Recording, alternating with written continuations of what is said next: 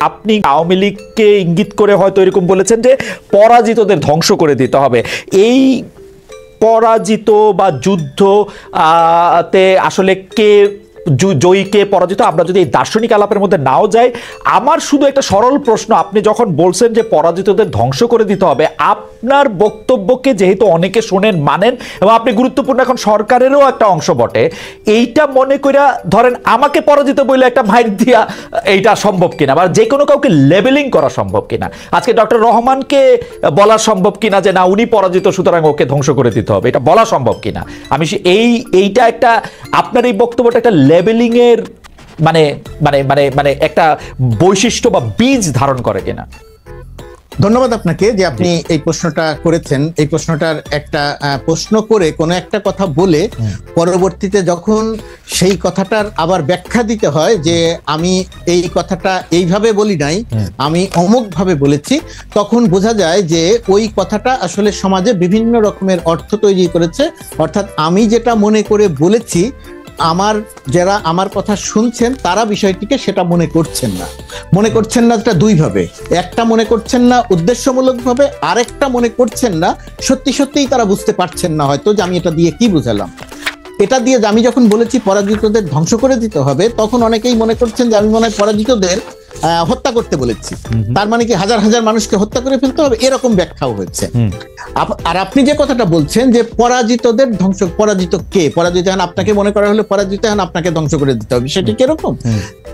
5 August যাদের বিরুদ্ধে আন্দোলন হয়েছে, শত্রু সুনির্দিষ্ট, চেনা জানা, এই শত্রু চেনা জানা যে পরাজিত পক্ষ, সেই পরাজিত পক্ষ যখন আবার মাঠে এসে যখন আবার আর এক রকমের অরাজকতা তৈরি করছে, সেই অরাজকতা যাতে তৈরি করতে না পারে তাদের যে অপরাজনৈতিক শক্তি, আমি ধ্বংস করে দেয়া বলতে তাদের সেই অপতৎপরতাকে বুঝিয়েছিলাম। কিন্তু আমার এই কথাটা নানা রকমের ব্যাখ্যা হয়েছে, যে কারণে আমাকে আবার ব্যাখ্যা দিতে হয়েছে, এবং সেই প্রশ্নটি আপনি আবারও করলেন। এবং আমি এও জানি যে আমি এখন যে ব্যাখ্যাটা দিচ্ছি সেই ব্যাখ্যাটা দিয়েও সব মানুষ সন্তুষ্ট হবেন না। এটা অ্যাবসলিউটলি আমি আপনার সাথে একমত। আমিও একটা কথা বললে তার ব্যাখ্যা দিতে হয় 3টার জায়গা থেকে, যদি কেউ আমার থেকে ব্যাখ্যা চায়। আমি যেহেতু অত গুরুত্বপূর্ণ না, কিন্তু ব্যাখ্যা দিতে হলে এরকম ব্যাখ্যা দিতেই থাকতে হয়। খালেদ আপনি অনেক গুরুত্বপূর্ণ।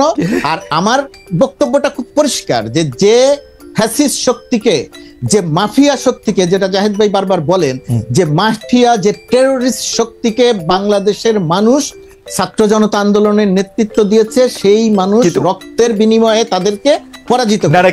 সেই পরাজিত শক্তি, শেষ করি, সেই পরাজিত শক্তি যদি আবার আপনাকে হুমকি দেয় যে আমি তোমাকে আবার হত্যা করব, আমি তোমাকে আবার শিক্ষা দিব, সেই পরাজিত শক্তি যাতে ওই হুমকি আর কোনোদিন দিতে না পারে, আমি সেটাকে ধ্বংস করে দেওয়ার কথা বলেছি। আমি পরাজিত শক্তির ধ্বংস বলতে আমি বাড়ি ভাঙা বুঝাই নাই। আমি পরাজিত শক্তিকে ধ্বংস করা বলতে হত্যা করাকে বুঝাইনি। আচ্ছা, বাড়ি ভাঙার প্রসঙ্গটা যেহেতু তুললেন, আমি বাড়ি ভাঙার প্রসঙ্গে আপনি বলছেন যে আপনি কিন্তু বাড়ি ভাঙতে বলেন নাই, এবং আমার ইন্টারপ্রিটেশন আপনি কখনো বাড়ি ভাঙতে বলেন নাই বা কারো কোনো ক্ষতি করতে বলেন নাই। কিন্তু এই সরকারে থাকা বা এই সরকারকে যারা নিয়োগ দিছে বলে সরকার প্রধান বলতেছে, তাদের মধ্যে অনেকে ঘোষণা দেয়া বাড়ি ভাঙতে যাইতেছে যেন পিকনিক করতে যাচ্ছে, এইটার মধ্যে প্রতিশোধ নিতে যাচ্ছে যেন এইটা করতে যাচ্ছে। বলা হচ্ছে এই যে নির্বাচনের নাম মুখেও আনা যাবে না। আপনি 1-2 মিনিটে এইটার কথা একটু আপনি বলবেন কিনা যে এইটা কি ধরনের আচরণ, মানে তারা মানে এই আচরণ করার মানে কি এই সরকারের মধ্যে থেকে? দেখেন, একটা সরকারের, এই সরকার আমাদের পূর্বে আমরা যে সমস্ত সরকার দেখেছি, আর সেই সরকার আর এই সরকারের মধ্যে তো একটা বড় রকমের একটা পার্থক্য আছে। আপনি বিগত 16 বছরের সরকারের মধ্যে আমি সরকারের অংশ, ছোট্ট খুব ক্ষুদ্রভাবে অংশ, সেই ক্ষুদ্রভাবে অংশ হলেও আমি যেভাবে যে কথাগুলো বলছি, আপনি বিগত 16 বছরে ওই সরকারের একেবারে ছোট থেকে বড় কোনো নেতার মুখ থেকে, কোনো কর্মকর্তার মুখ থেকে এরকম সামান্যতম কোনো কথা শোনেন নাই। কিন্তু বর্তমান সময়ে এসে এই কথাগুলো আপনি শুনছেন, আমি এই কথাগুলো বলছি। রাইট। এই যে ধরেন নির্বাচন না মুখে আনবে না, আমি কিন্তু যে কোনো শোতে বা যে কোনো জায়গাতে কথা বলতে গেলে যে নির্বাচন করবে, আমি তখন আমার একটাই বক্তব্য থাকে, নির্বাচন নিয়ে অনেক রকমের কথা হবে, অনেক রকমের আলোচনা হবে, শঙ্কা হবে, পরিস্থিতি এমন হবে যে আর মনে হয় নির্বাচন হলো না। কিন্তু আমি নির্বাচন বলতে বুঝি ডক্টর মোহাম্মদ ইউনূস যে কথা বলেছেন যে ডিসেম্বর থেকে মার্চের মধ্যে নির্বাচন হবে, আমি নির্বাচন বলতে বুঝি যে নির্বাচন ডিসেম্বর বা জানুয়ারির মধ্যে হবে, কিন্তু সেই নির্বাচন নিয়ে নাম মুখে আনা যাবে না, সেই কথা যেরকম আলোচনা হবে এর চেয়েও বড় বড় কথা আলোচনা হবে, কিন্তু নির্বাচন নিয়ে আমার ভিতরে কোনো শঙ্কা নেই। মুর্তজা ভাই, আপনার কাছে কি মনে হয় যে ওরা কি এই জাতীয় সংসদ নির্বাচন করতে একটু ভয় পাইতেছে নতুন রাজনৈতিক দলটা? মানে ভয়ের তো কোনো কারণ নাই। না, দেখেন, একটা রাজনৈতিক দল, একজন রাজনৈতিক নেতা কোন বিবেচনায় কোন কথাটা বলেন, সেই কথাটার অর্থ তিনি কি বললেন আর সাধারণ মানুষ কি ভেবে নিল, রাজনৈতিক নেতার কথাকে আপনি কখনোই হুবহু হিসেবে ধরবেন না। আচ্ছা, যে সে আপনি আমি তো সরল ভাবে বলছে জি না না, আমি ঢাকা শহরে বসে বলছি যে নির্বাচন ডিসেম্বর বা মার্চের মধ্যে হবে, আমি সরকারের অংশ। আবার আরেকজন যে এই কথাটা বলছেন সে সরকারের অংশ নয়, কিন্তু সরকারের তার আমার চেয়ে অনেক গুরুত্বপূর্ণ, সে সরকারের কাছে, কারণ তাদের প্রতিনিধিরাই সরকারে আছে। সুতরাং সেই মানুষটা যখন কথা বলছেন, আমি আবার সরকারের অংশ হয়েও আমি বলছি নির্বাচন ডিসেম্বরে হবে, আবার উনি বলেছেন যে নির্বাচনের নাম মুখেও আনবেন না, যদিও উনি তার একটা ব্যাখ্যা দিয়েছেন যে নির্বাচন বলতে ওই ব্যাখ্যা বলতে তিনি বুঝিয়েছেন যে নির্বাচন বলতে তিনি বুঝিয়েছেন যে নির্বাচন পিছানোর কথা তিনি বলেন নাই, তিনি বলেছেন শেখ হাসিনার বিচার প্রসঙ্গে, এটার একটা কথা তিনি বলেছেন। আর আপনার ইন্টারেস্টিং ছিল, আমি কথা বলতে চেয়েছিলাম, আপনার প্রথম প্রশ্নটা কি যেন ছিল, ভুলে গেলাম। প্রথম প্রশ্ন যদি কখনো আবার যদি আপনি ওই যে না, প্রথম প্রশ্ন তো ছিল হচ্ছে পরাজিতদের ধ্বংস করা প্রসঙ্গে, আমি জানতে চাইছিলাম যে এটা একটা ট্যাগ দেয় কিনা, এটা একটা ট্যাগ তো দেয়। হ্যাঁ, এটা একটা ট্যাগ দেয় কিনা। ঠিক আছে, আমরা আবার আসবো আপনার কাছে। আমি একটু ডক্টর জাহিদুর রহমানের কাছে যাই। আরেকটা জিনিস আমি একটু কথা বলে নেই। ধরেন একটা ঘটনা, ওই যে আপনি পরাজিত শক্তির কথা বলছিলেন, যে টেলিফোনে হুমকি দিল, ধরেন ইউরোপের কোন একটা দেশে 8 জন নেতার সাথে বসে সে বলল বাংলাদেশে আসতেছি, সীমান্তের কাছে, হ্যাঁ সীমান্তের কাছেই আসি, ধরে ধরে শিক্ষা দিব, ইত্যাদি ইত্যাদি কথা বলো। এই কথাটার আপনার কাছে প্রতিক্রিয়াটা একরকম, আমার কাছে প্রতিক্রিয়া একরকম, আর মাঠে থেকে যারা আন্দোলন করেছিল তাদের কাছে প্রতিক্রিয়াটা আর একরকম। তাদের কাছে প্রতিক্রিয়াটা আপনার কাছে হাসি পায়, আমার কাছেও হাসি পায়। হাসি পায় কেন? কারণ আমি জানি যে সে কখনো আসতে পারবে না, আসার মতো অবস্থা তার নাই। 1 নাম্বার, হরতাল দিল, সেই হরতাল কি হলো সেটা তো আমরা দেখলাম, কিন্তু যে মানুষগুলো মাঠে থেকে আন্দোলন করেছিল, ধরেন 4 তারিখে আমি যখন আমার অফিসের 6 তলায় দাঁড়িয়ে দেখছিলাম যে পুলিশ প্রথমে আসলো, পুলিশ পিছিয়ে গেল, পরে ছাত্রলীগ যুবলীগ অস্ত্র নিয়ে গুলি করতে করতে আসলো, আমাদের চোখের সামনে 4 থেকে 6 জনকে দেখলাম পড়ে গেল। একজন পড়ে গেছে, ওই যে সেই পুলিশের বক্তব্য, পুলিশের যে বক্তব্য, গুলি করি মরে একটা, আর বাকিটি যায় না, এটা আমার চোখের সামনে দেখা। ধরেন আমরা কয়েকশো মানুষ সেটা দেখেছি চোখের সামনে। তো ওই যে ছেলেটা পাশে একজন দাঁড়িয়ে ছিল, সে হয় তার বন্ধু, সহপাঠী, সহকর্মী, একই সাথে স্লোগান দিচ্ছিল, তার মধ্যে একজন মারা গেল। তো ওই যে তার যে ভেতরে যে প্রতিক্রিয়া, সে কিন্তু আমার আর আপনার মতো সুস্থভাবে এখনো চিন্তা করছে না।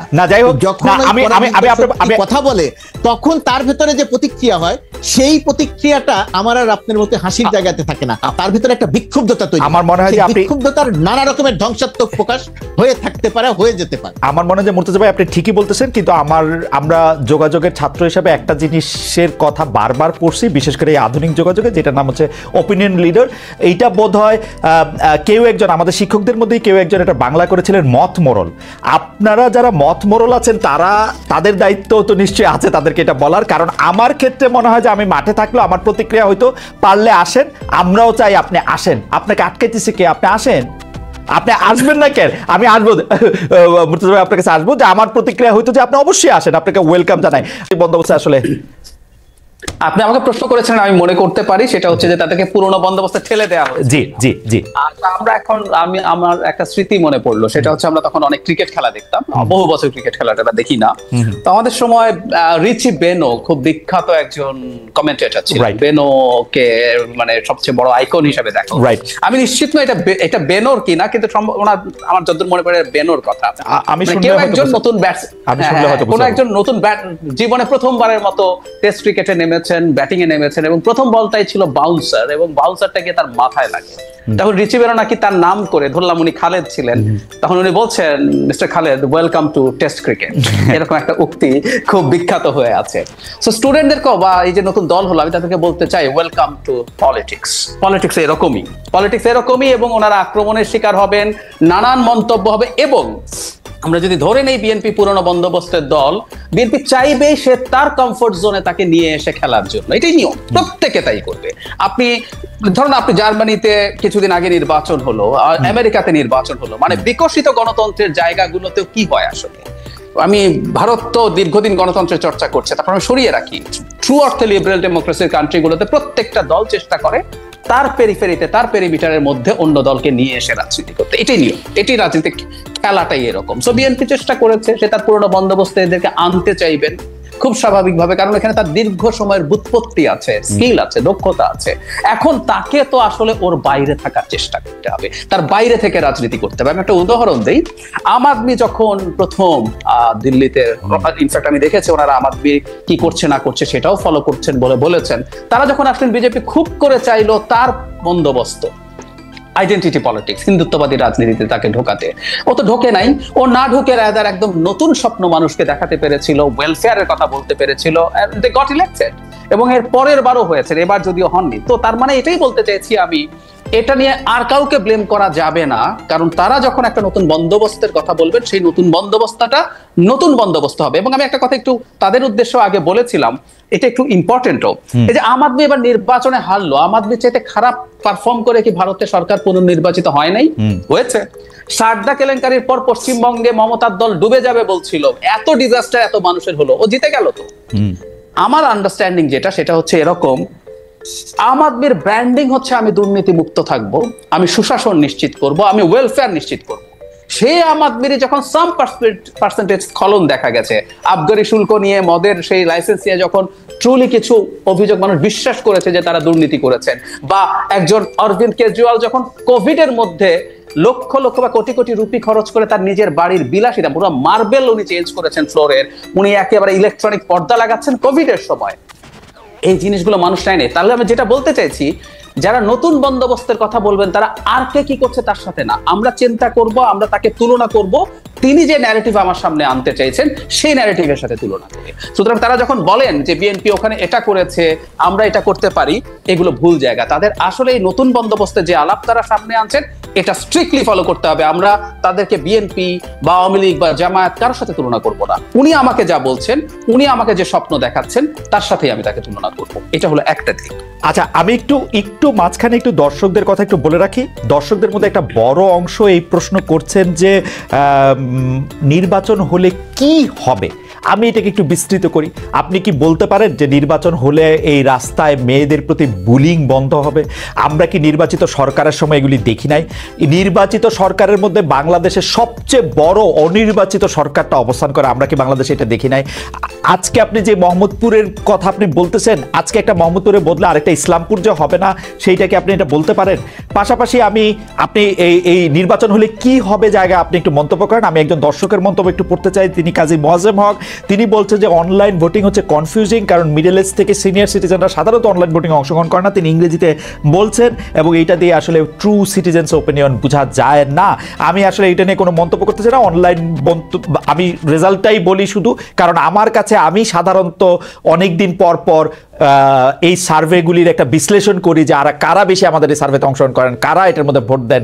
কখনো যদি সময় হয় সেটা আসলে আমি লিখবো বা প্রকাশ করব, কিন্তু এইভাবে ঢালাও মন্তব্য করা আসলে যাবে না যে আসলে কোন বয়স গ্রুপের এরা বেশি থাকে। তবে তার বক্তব্য কিছুটা হয়তো ঠিক, মধ্য বয়সী থেকে সিনিয়র সিটিজেনরা এটা আসলে কম দেখেন। নতুন নির্বাচন হলে বা নির্বাচিত সরকার এলে কি হবে ডক্টর জাহিদুর রহমান? আমরা কি রিলিফটা পাবো? আপনি হয়তো মন্ত্রী হবেন, তারেক সাহেব হয়তো প্রধানমন্ত্রী হবেন, আমাদের কি হবে? মুর্তজা ভাই হয়তো আমেরিকাতে থেকে মানে আরো বড় কিছু হবে, আমরা যারা সাধারণ মানুষ আছে আমাদের কি হবে? না, আমি বঞ্চিত হচ্ছি না, আমি এখানেই আছি, আমি একই শোরগোল করবো। নির্বাচনে কি হয়, নির্বাচন হলে কি হয়, এটা নিয়ে মানে আসলে আমি এই আলাপটা এত বেশি হয়েছে, আমি একাধিক কলাম লিখেছি দেশের গুরুত্বপূর্ণ পত্রিকায়। আমার মনে হয় এখন আমি ইউটিউবে, তখন আমার ইউটিউব ছিল না, একটা বিস্তারিত ভিডিও করব। নির্বাচিত সরকার যদি এই জায়গাটা খুব ইম্পর্টেন্ট, যদি তার সামনে একটা নির্বাচন দেখে, এটা কন্ডিশন কিন্তু, তাহলে বহু কিছুই সে করে উঠতে পারে না তার অনিচ্ছা হলেও। আমি দুটো সরকারের কথা বলি, 2001-এর বিএনপি সরকার আর 2008-এর আওয়ামী লীগ সরকার। এই দুটো সরকার ভালো নির্বাচনের মাধ্যমে নির্বাচিত, যদিও 8কে অনেকে প্রশ্ন করেন, আমি ছাড় দিলাম। এই দুটো সরকারও কিন্তু ভালো ছিল না, আমাদের 91-96 দুটো সরকার কিন্তু তুলনামূলকভাবে ভালো ছিল।